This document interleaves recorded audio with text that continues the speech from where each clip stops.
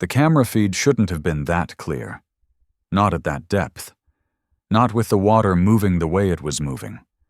Not with the vehicle's lights cutting a narrow tunnel through a world that doesn't want to be seen. But the image held. A pale cone of seafloor, dusted with silt like powdered chalk. A scatter of rocks, a slow drift of marine snow, and then, just at the edge of the beam, something that made the pilot stop breathing. It was the line, straight, unbroken, too straight for geology, too intentional for a place that spends millions of years pretending humans don't exist. The pilot didn't announce it like a revelation. He did it like a technician, like a man afraid of sounding stupid in front of an audience. "I've got a linear feature," he said, keeping his voice flat. The room above him, warm, bright, filled with coffee cups and quiet boredom, shifted. Chairs turned. A supervisor leaned closer. Someone in the back smiled the way people smile when they want the universe to finally become interesting. The ROV nudged forward. The beam slid across the seafloor, and the line became two lines, parallel, separated by a fixed distance, a track. Then the track ended at an object, a block. Not a rock, not coral, not wreckage anyone had briefed. A block with edges softened by time, but still stubbornly geometric, and right behind it, half buried, was something that looked like a cable. At that moment, the story split into two futures. In one future, the supervisor says, "Log it, mark the coordinates, keep the feed internal." A few people take notes. The pilot pulls back.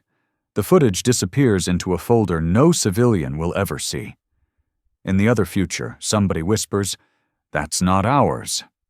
And suddenly a simple observation becomes a myth, because the ocean floor is the perfect place for myths, not because it's magical, because it is inaccessible, and humans don't tolerate inaccessible. We fill it. We decorate it. We turn partial information into total stories. This is a documentary about those stories. The ocean floor experiments people swear are real. The tests, the ranges, the objects that sit down there like silent punctuation. The unknowns that show up on sonar and refuse to behave. The rumors of doors, stations, vaults. Things that sound insane until you remember a basic fact. Most of the planet is underwater. And most of that underwater world has never been watched by human eyes. We're going to do this in a way that respects the mystery without surrendering to it. We'll start with what is known to exist. Then we'll move into what is plausible. And finally, we'll enter the shadows where belief thrives, not because it's correct, but because it's unkillable. And I'm going to ask you to hold 3 seeds in your mind as we go. First, the seafloor is a battlefield for information. Not metaphorically, literally. Cables, sensors, acoustic networks, mapping, navigation. Second, the ocean creates ghosts, instrument ghosts, thermoclines, currents, false echoes, biological noise, geological events that masquerade as machines. Third, myths can function as camouflage, sometimes naturally, sometimes conveniently, sometimes in a way you can't prove but can't ignore. Because in the deep, the most powerful weapon isn't always a torpedo. Sometimes it's a belief. Now, let's begin with the experiment nobody wants to make a documentary about because it sounds too ordinary. Listening. If you want to understand why the ocean floor attracts conspiracy, start with a sentence that is both dull and terrifying. The ocean hears. Water carries sound like a long hallway. If you've never felt this in your bones, imagine standing outside a closed door and trying to guess what's happening inside a room. You can't see, but you can hear the rhythm. A chair scraping. Footsteps. The soft thud of something dropped. A voice. Now make the hallway 100 miles long. Make the door 1,000 meters thick and replace the chair with a nuclear submarine. That is why listening is an experiment. Because if a nation can listen better than its rival, it can predict movement. If it can predict movement, it can shape outcomes. So, yes, the ocean floor hosts arrays, hydrophones, seabed sensors, cabled networks, stations that do not look like cities or domes, but from the outside can feel like a hidden presence. Because they are. A seabed sensor is not dramatic. It's a box, a cylinder, a node. But it implies something that triggers human imagination. It implies someone is down there, not physically, functionally. And that's the first truth. Most ocean floor experiments begin with the fact that the seafloor is already instrumented. Enough to matter, enough to support real operations, enough to create rumors. Because once you accept listening, stations exist, you automatically ask the next question. What else exists? Now we step into the second category, the deep sea range. A test range in the open ocean sounds like a contradiction. How do you control a living environment? How do you measure a weapon inside a medium that bends and distorts the very signal you're trying to read? You do it the way engineers do everything. You build a grid. A range is a hidden geometry, surface buoys that look innocent, coordinates that mean nothing to the public. But below, there is a pattern. Hydrophone lines, tracking arrays, seabed calibration nodes, sometimes fixed structures, sometimes temporary deployments. The ocean becomes a lab not because it stops being chaotic, because you measure the chaos, you learn its behavior, and then you test inside it. Picture a night operation, not a battle, a test, a ship running with minimal lights, a deck crew moving in silence, practiced enough to communicate with gestures. A cylindrical object on a cradle, covered like a patient being moved through a hospital corridor. Someone checks a seal, someone checks a timing unit, someone speaks into a headset. Range is green. The reply comes back with the calm of a person who has repeated this 100 times. Proceed. The object goes over the side, it vanishes, and for a moment nothing happens, which is always the strangest part, because on land, big events announce themselves. Underwater, the ocean absorbs the introduction. Then, the water flexes. A shockwave runs through the medium like a smooth punch. On deck, a crew member feels it as a dull pressure in the chest. In the range, the sensors translate it into lines and numbers. A signature, a fingerprint. That fingerprint is the experiment, not the explosion. The measurement. This is where a lot of public myths start. Because a deep-sea shock test can be seen by no one, heard by no one, but it can still be detected. A distant hydrophone hears an unfamiliar pulse. A scientific station records a strange event. A fisherman notices fish behavior change. Fragments and fragments create stories. Now we move to an experiment that is quieter but arguably more consequential. Acoustics. In the sky, vision dominates. In the ocean, sound dominates, which means the undersea world is a place where the most powerful experiments are not about fire, they're about hearing. How does sound bend through a thermocline? How does it scatter off the seabed? How does it travel through channels in the water column?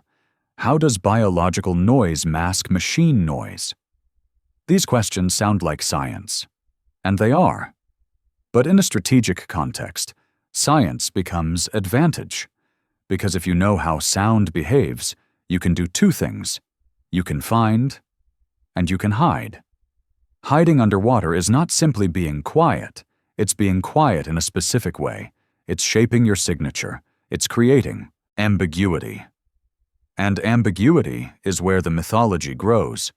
Because a navy that can make its platforms ambiguous can cause an adversary to chase ghosts. This is the part most USO conversations skip. Underwater deception doesn't require aliens.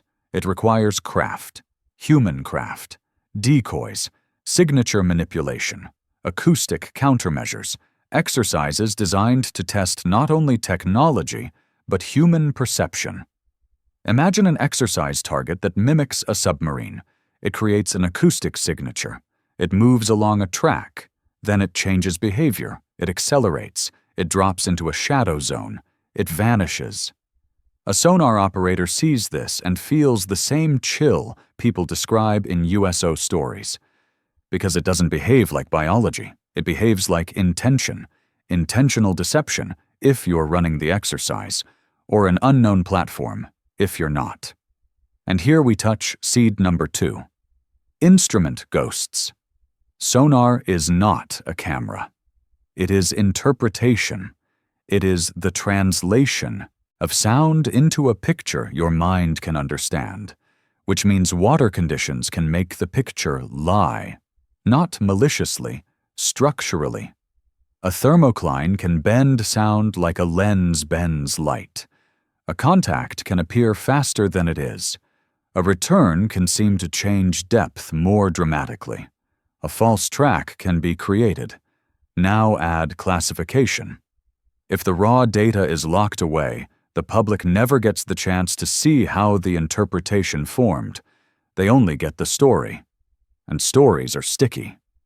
Now, before we go further, we need to talk about a real, historically documented kind of undersea operation that makes almost every impossible story feel a little less impossible.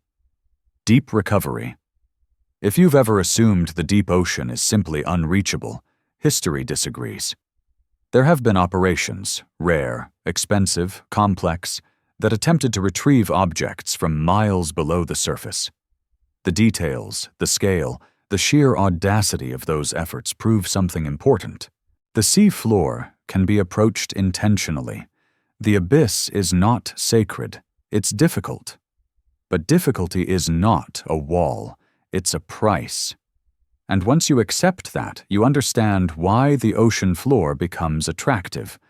Because if you can recover, you can also place. If you can place, you can also service. If you can service, you can maintain a persistent presence, not a city, a function. Which brings us to the phrase people love to use, an underwater base. Let's be precise. A base suggests walls, airlocks, lights, people, permanence. That is logistically extreme. Pressure, corrosion, power, supply lines. A base in that sense would need a purpose so overwhelming it could justify constant risk. But if you change one word, if you replace base with hub, the story becomes more plausible. A hub could be a seabed node that relays data, a maintenance point for unmanned vehicles, a sheltered area where equipment is cached, a site where sensors are concentrated. A cable junction. A hub doesn't need people. It needs tasks, listen, store, transmit. And a hub, encountered unexpectedly by a civilian ROV pilot, would look exactly like what people describe: a box, a structure, a geometric object that doesn't fit the imagination of nature. Now we enter the category that turns casual curiosity into obsession. Unknown contacts, USOs, underwater things that people claim move too fast, turn too sharp, vanish too cleanly. Here is the careful approach. We do not start by declaring these encounters fake. We do not start by declaring them alien. We start by asking what conditions produce them, because the conditions are consistent. 1. The environment is complex. Layers in the water column, seafloor topography, noise. 2. The sensor is interpretive. Sonar returns, acoustic signatures, not direct imagery. 3. The information is restricted. The public doesn't get raw data. It gets fragments. Fragments are the fuel of myth. Now, I want you to consider a pattern you'll recognize if you've heard enough accounts. The fast mover. A contact appears. It tracks. Then it accelerates and vanishes. This pattern can be read 3 ways.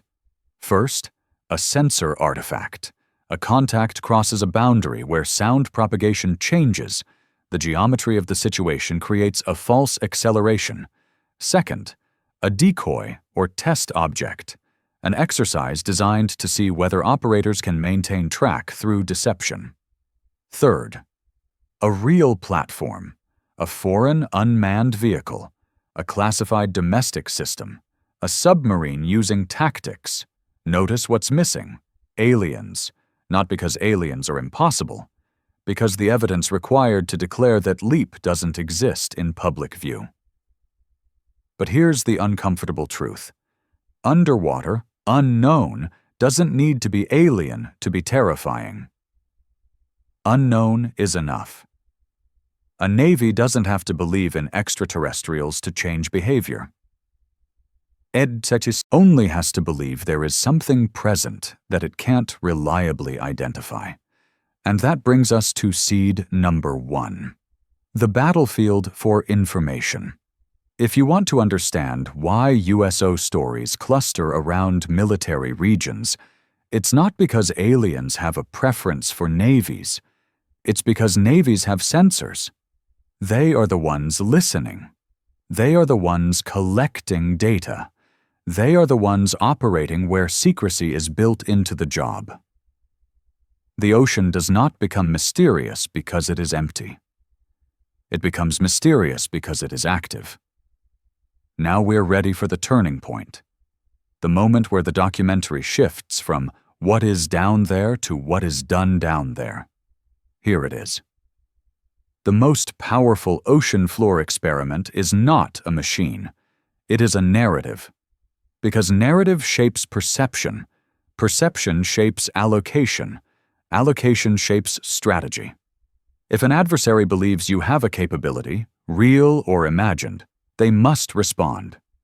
They must investigate. They must allocate resources. They must reveal their own methods. Chasing a rumor can expose you.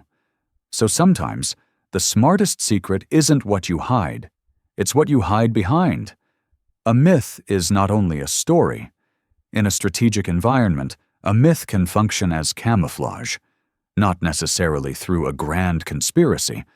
Sometimes it happens naturally. A classified program creates silence. Silence creates speculation.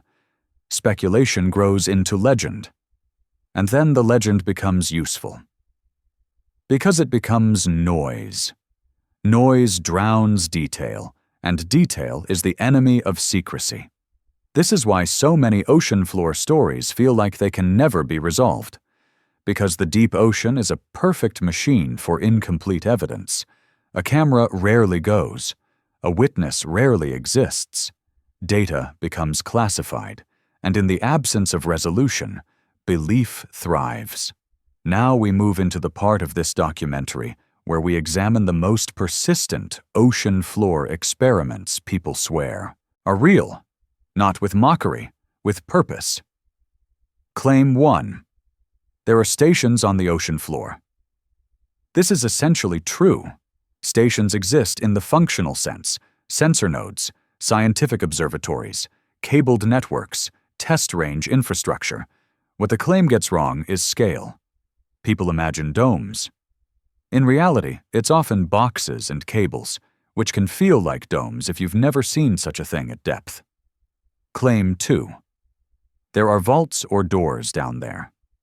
This claim feeds on two realities. Reality 1. The seafloor produces shapes that mimic intention. Fault lines, lava tubes, scars, wreckage. Reality 2. Deep recovery proves access. If humans can retrieve from the deep, they can interact with the deep. They can place equipment. They can build temporary structures. They can service nodes. A literal vault with human occupancy is extremely hard to justify. But an equipment cache? A cable junction? A seabed hub? That's plausible. Claim 3. Cables are being experimented on. This is also plausible, and it is the most strategically meaningful category. Because cables are power. That does not mean every cable incident is sabotage, but it does mean cable access is a domain of capability, inspection, repair, protection, interference, deterrence. If someone swears there are experiments and their story touches cables, you treat it differently because the purpose is obvious: information, control. Claim 4. USOs are non-human. This is the claim that draws crowds, and it is the claim least supported by publicly verifiable evidence. But, and this matters, USO stories are still meaningful, because they reveal that the undersea domain is full of contacts that resist easy interpretation, and that resistance itself can be weaponized. Which brings us to the real question under all of this. Why do people swear these experiments are real? Some swear because they encountered something: a box, a cable, a strange return, a pattern on a map. And they don't have the context to interpret it. Some swear because they distrust institutions, because secrecy feels like a confession, because "we can't tell you" sounds like we're lying. Some swear because myths satisfy an appetite. The appetite to believe there is a hidden world under our world, a world where the rules are different. And some swear because the deep ocean is the one place on Earth where all those motivations can coexist without being resolved. Now I'm going to give you the framework I promised: 4 questions that will cut through almost any ocean floor claim. 1. What is the source? Photo, sonar, leaked screenshot, testimony, secondhand story? 2. What is the environment? Depth, geology, currents, thermoclines, noise? 3. What is the purpose? Listening, communication, navigation, manipulation, recovery, endurance? 4. What is the incentive to hide it? Defense, deterrence, proprietary tech, strategic ambiguity, embarrassment?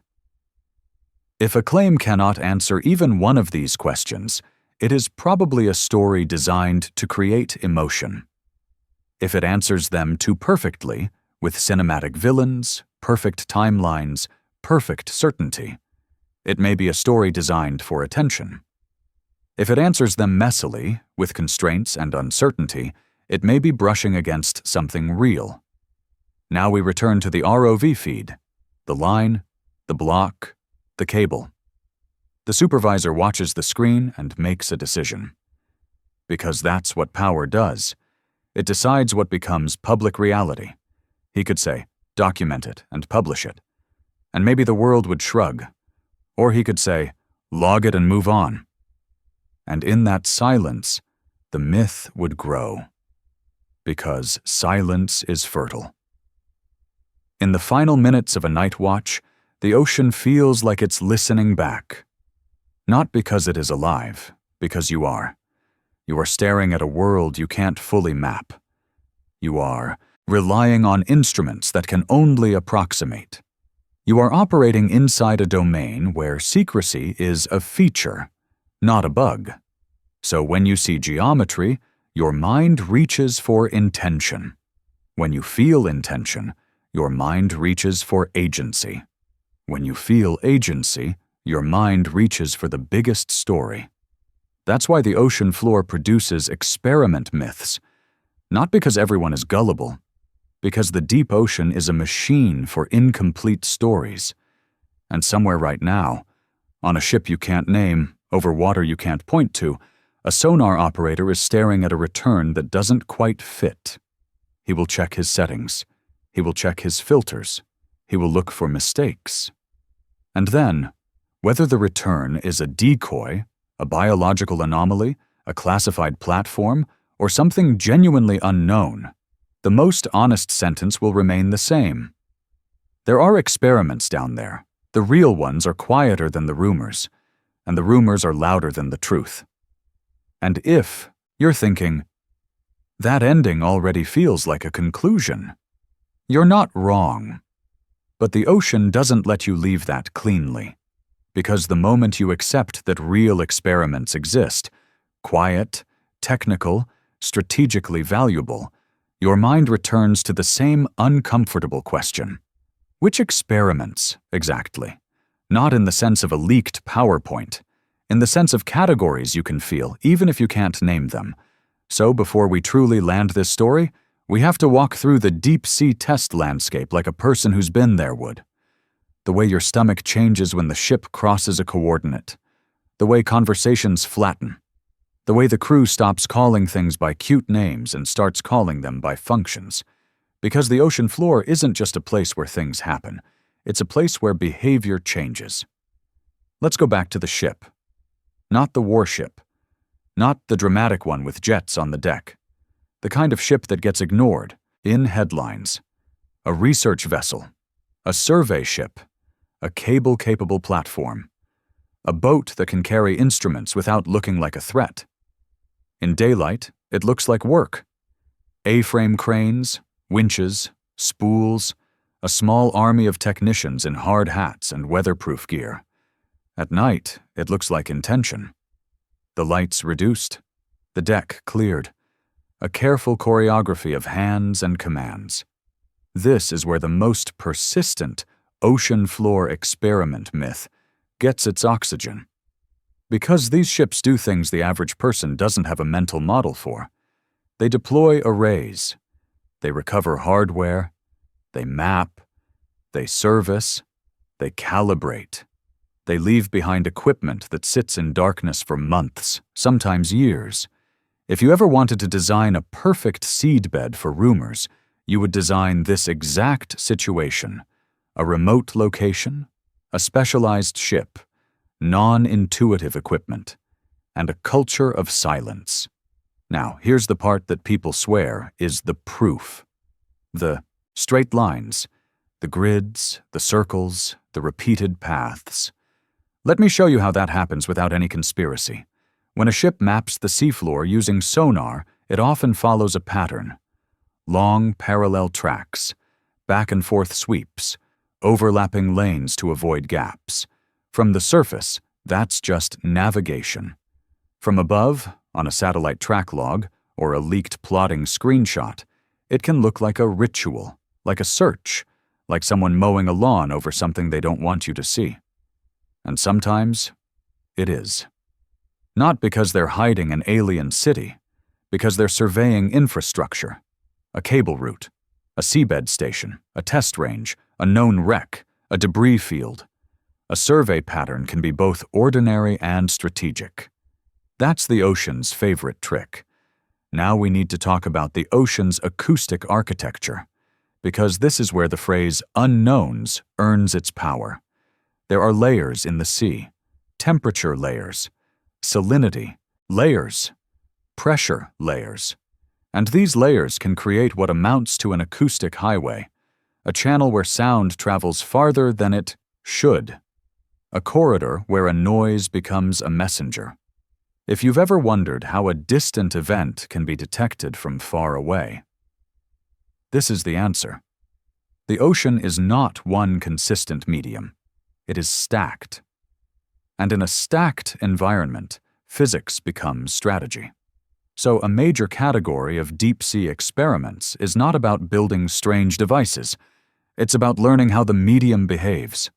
Acoustic mapping, propagation studies, environmental characterization.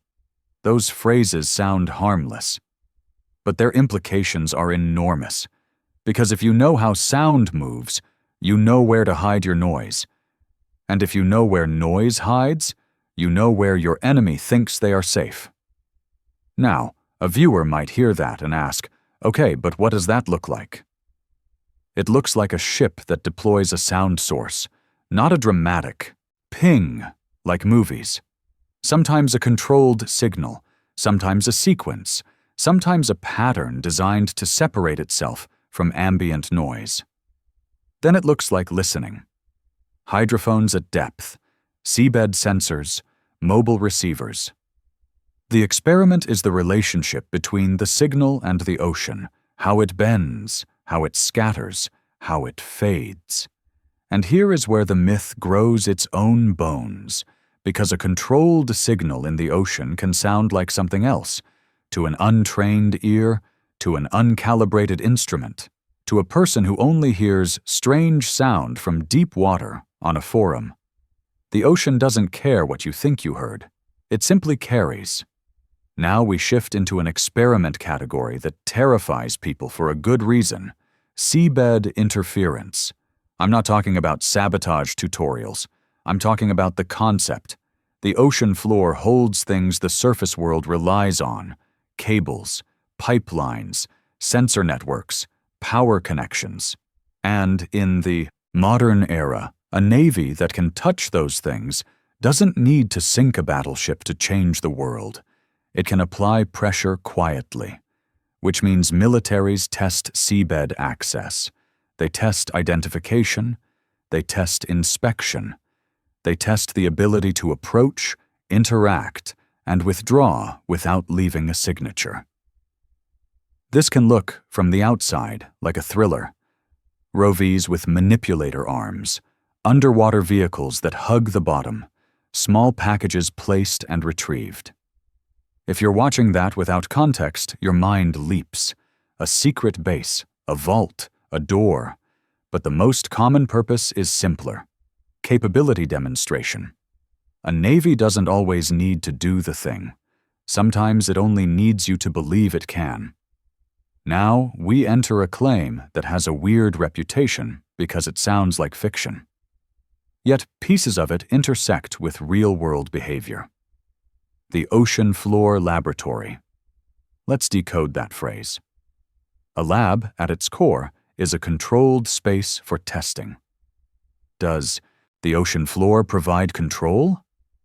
Not in the way a clean room does. But it provides one form of control that matters in secrecy. Control over witnesses. If you want to test something without satellites watching closely, you have options. You can test in the desert. You can test in restricted airspace. Or you can test underwater. Underwater, even a large operation can be difficult to document from the outside. Not impossible, but harder. Which is why the deep sea becomes attractive for certain types of validation. Not because it's mystical, because it's private. Now let's talk about the claim that people use like a final trump card. The speed. They'll tell you they saw a contact moving hundreds of knots. They'll tell you it turned like a blade. They'll tell you it went from deep to shallow, like the ocean was air. If you've ever wondered why that claim is so durable, it's because it attacks your intuition. It says, your world model is wrong. But speed in sonar data is not always what it feels like. Speed can be misread.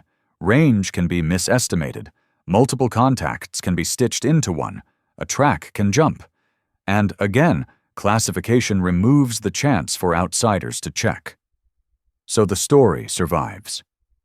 But let's not hide behind skepticism as an excuse to dismiss everything, because there's another possibility that also feeds these claims.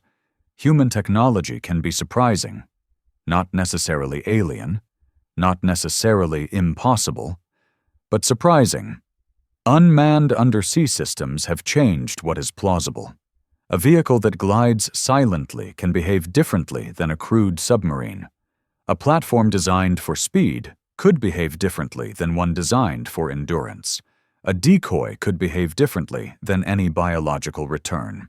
So the existence of unknown behavior does not automatically prove extraterrestrials, but it does suggest that the undersea contest is broader than the public sees.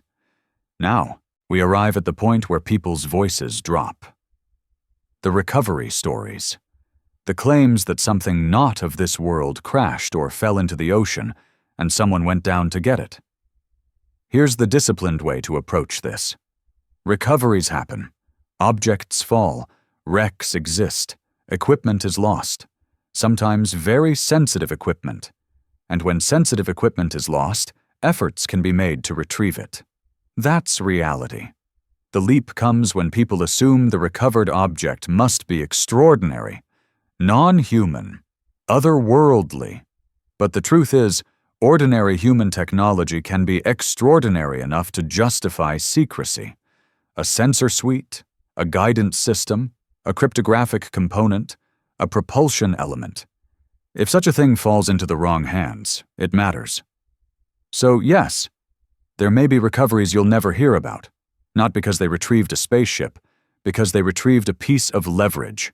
And again, the ocean plays its trick. Because a recovery operation looks like a recovery operation. It looks like cranes and cables and careful silence. It looks like men who don't want cameras. It looks like a story waiting to be told. Now, we have to address the phrase that started this entire documentary. Experiments people swear are real. If you're still with me, you already understand something the loudest corners of the internet don't. Most of the experiments are real in some form. The question is not, are there experiments? The question is, what are you calling an experiment?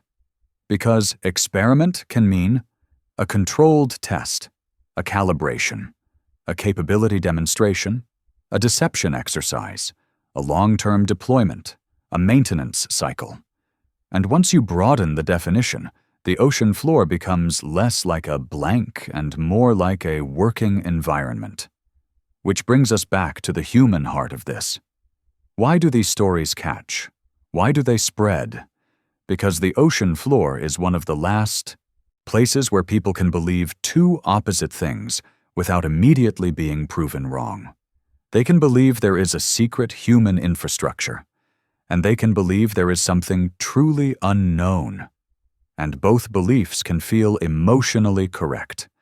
Now, I promised you a lingering image. We're going to earn it. Let's return to the ROV pilot again.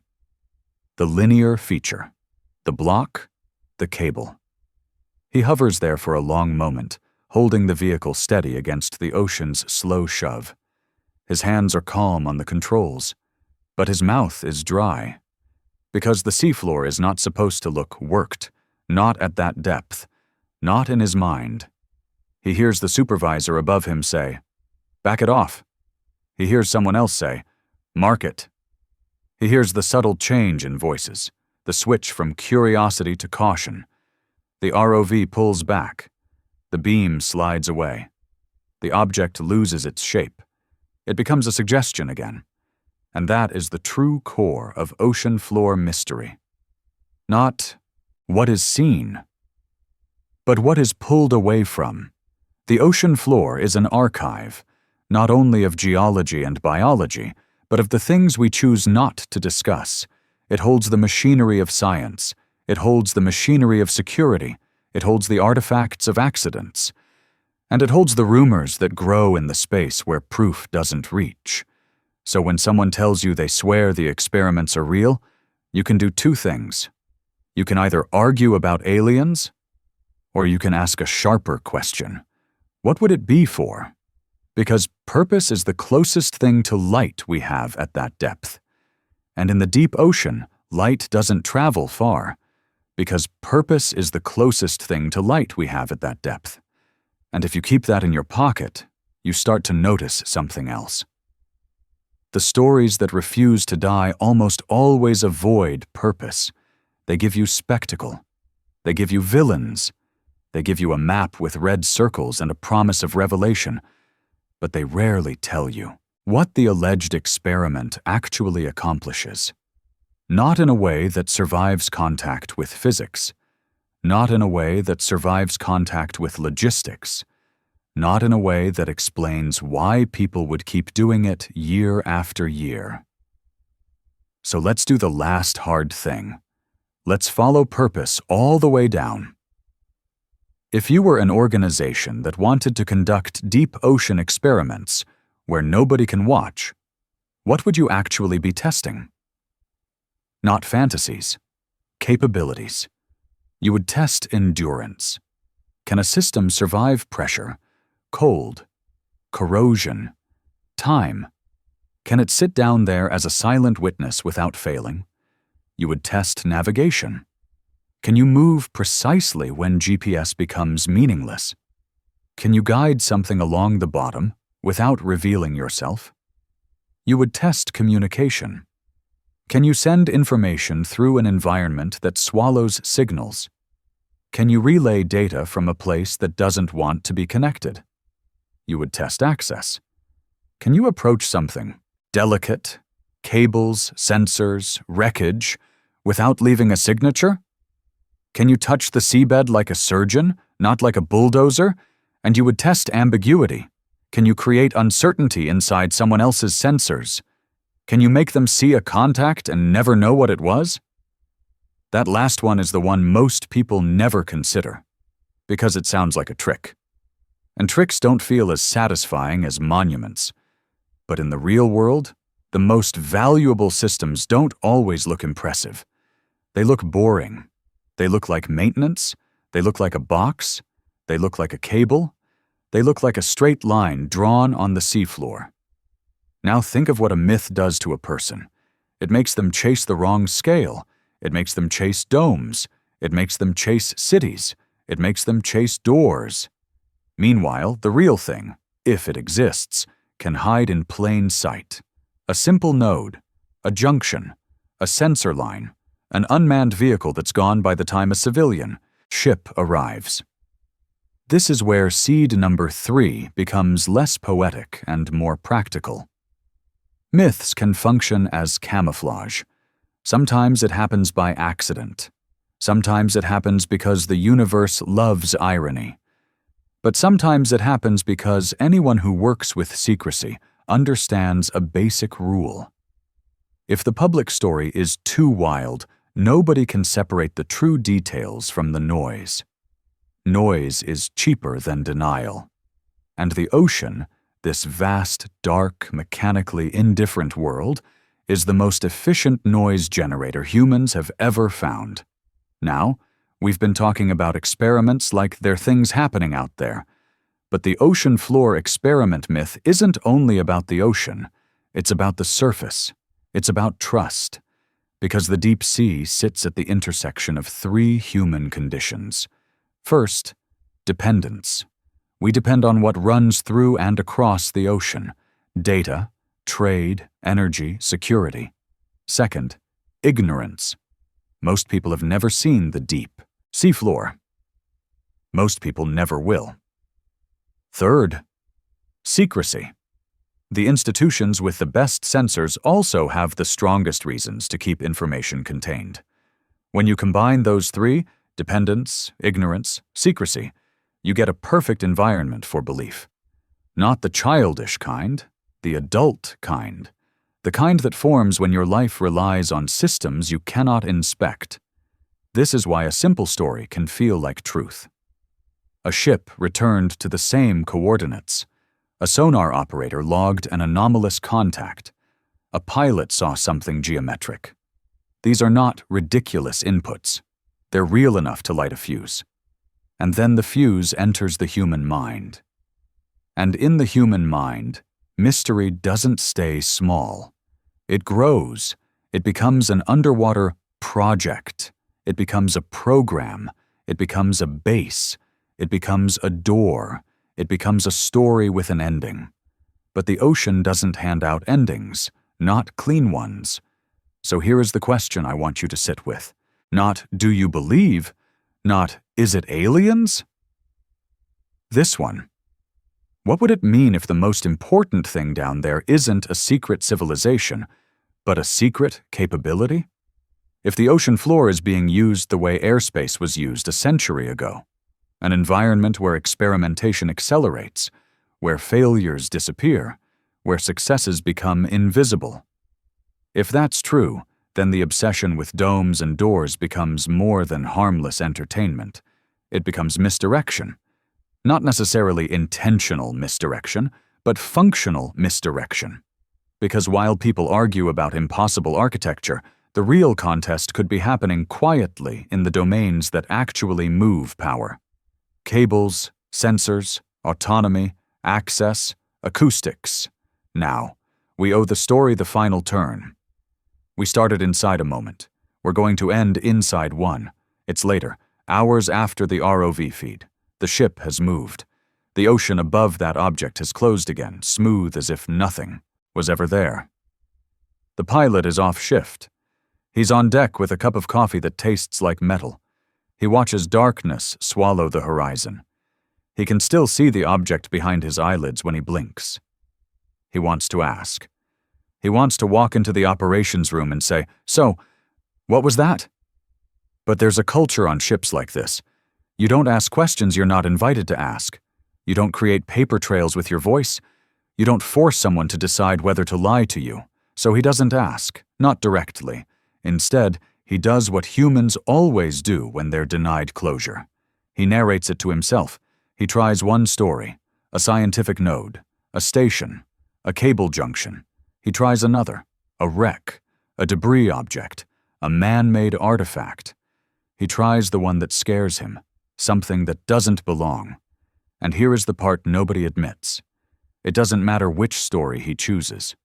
Not at first, because the feeling is the same. The feeling that he brushed the edge of something deliberate in a place where deliberation feels forbidden. That feeling is the engine. It is the engine that powers every forum thread, every grainy screenshot, every confident voice saying, "They don't want you to know."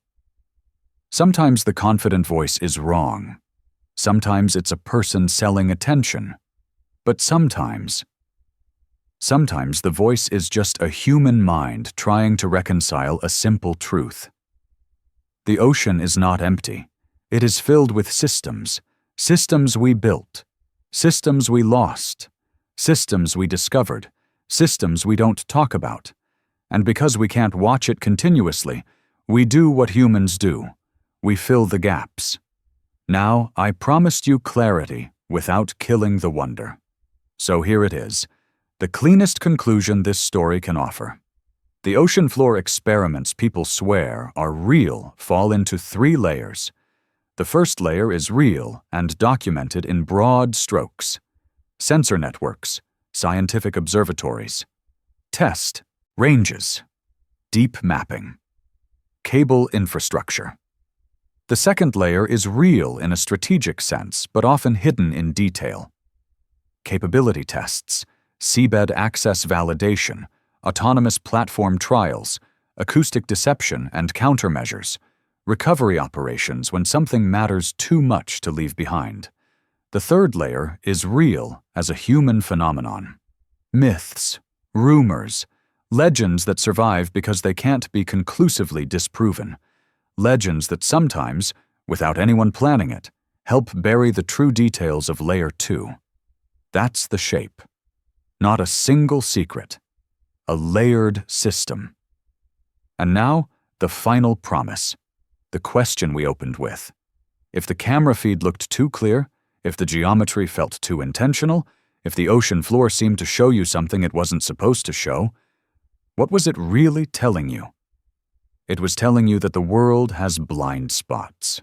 Not the childish kind. The adult kind. The kind where power can move quietly. It was telling you that secrecy doesn't always look like a locked door. Sometimes it looks like a lack of footage, a missing report, a classified line item, a ship that returns to the same coordinate and never explains why. And it was telling you something else, something strangely hopeful. The unknown is not gone. Not in the age of satellites, not in the age of constant surveillance, not in the age where every surface event becomes a clip. The unknown is still down there, in the pressure, in the darkness, in the layers of water that bend sound and scramble certainty. Sometimes the unknown is a natural formation you've never seen. Sometimes it's a human machine doing a job you weren't meant to notice. Sometimes it's an artifact of sensors struggling to interpret a complex environment, and sometimes, rarely, unproven, and always easy to misuse as a story. It may be something that doesn't fit our current catalog. Not necessarily alien. Not necessarily supernatural. But genuinely unresolved. That is why these experiments remain believable to so many people, because the deep ocean still permits unresolved. So the next time someone hands you a screenshot and swears it's an underwater base, don't reach for ridicule. Don't reach for worship. Reach for the sharper light, purpose, constraints, incentives. And remember this. In the deep ocean, the loudest story is almost never the truest one. The truest one is the one that can survive the weight. Somewhere out there, a box sits in darkness. A cable hums with the world's unspoken traffic. A sensor listens without emotion. A vehicle glides close to the bottom, unseen. And above it, the surface keeps telling itself stories. Because we can't stand the idea that something important might be happening. And nobody can truly watch